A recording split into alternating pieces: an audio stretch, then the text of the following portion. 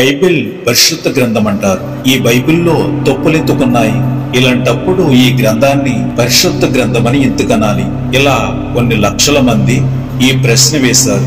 లోతు తప్పు చేయలేదా? దావీదు తప్పు చేయలేదా? సంసోను తప్పు చేయలేదా? ఇలా చెప్పుకుంటూ పోతే చాలా ఉన్నాయి. ఈ బైబిల్లో నిజ నిజాలు తెలుసుకుంటే లోతు తప్పు చేశాడు. లోతు సంతానమున్న దేశాన్ని యాకోబు సంతానమైన ఇశ్రాయేలు ప్రజలకు ఇచ్చేశాడు దేవుడు. అలాగే దావీదు తప్పు చేశాడు. యూరియా భార్యతో ఆ యూరియాను కూడా దావీదు యుద్ధంలో చంపించాడు.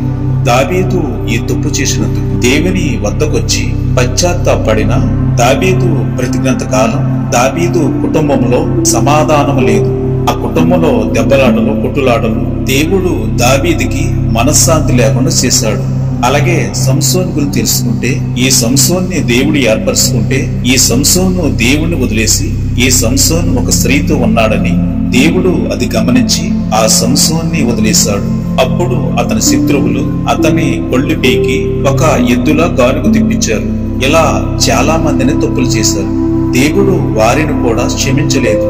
బైబిల్లో తప్పులు ఉన్నాయి, కానీ అవి మానవులు చేసినవి. దేవుడు ఆ తప్పులు చేసిన వారిని శిక్షించాడు, ఖండించాడు. బైబిల్లో దేవుడు తప్పు చేసిన వారిని దాయించలేదు, వారిని శిక్షించాడు. ఒకవేళ దేవుడు వారు చేసిన తప్పులు దాయిస్తే బైబిల్లో తప్పులే ఉండవు.